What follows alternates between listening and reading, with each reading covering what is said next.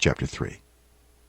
Wives, in the same way submit yourselves to your own husbands, so that if any of them do not believe the word, they may be won over without words by the behavior of their wives, when they see the purity and reverence of your lives. Your beauty should not come from outward adornment, such as elaborate hairstyles and the wearing of gold jewelry or fine clothes. Rather, it should be that of your inner self, the unfading beauty of a gentle and quiet spirit, which is of great worth in God's sight. For this is the way the holy women of the past who put their hope in God used to adorn themselves.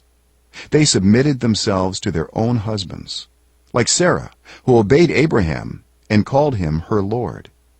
You are her daughters if you do what is right and do not give way to fear.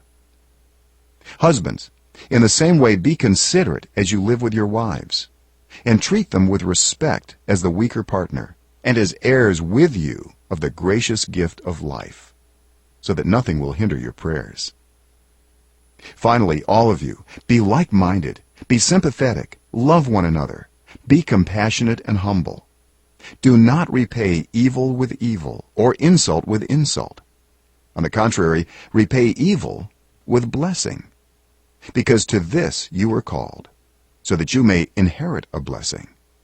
For whoever would love life and see good days must keep their tongue from evil, and their lips from deceitful speech.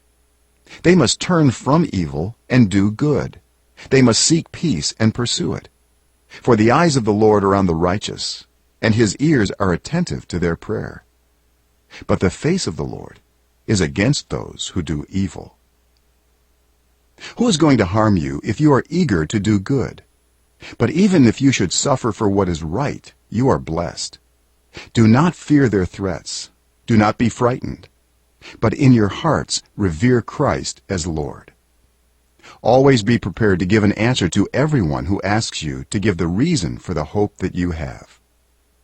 But do this with gentleness and respect, keeping a clear conscience, so that those who speak maliciously against your good behavior in Christ may be ashamed of their slander. For it is better, if it is God's will, to suffer for doing good than for doing evil. For Christ also suffered once for sins, the righteous for the unrighteous, to bring you to God. He was put to death in the body, but made alive in the spirit.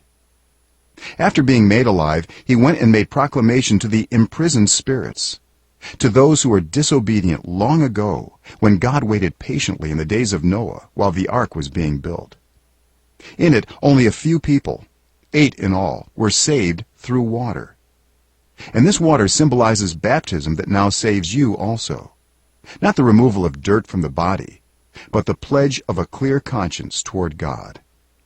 It saves you by the resurrection of Jesus Christ, who has gone into heaven and is at God's right hand, with angels, authorities, and powers in submission to him.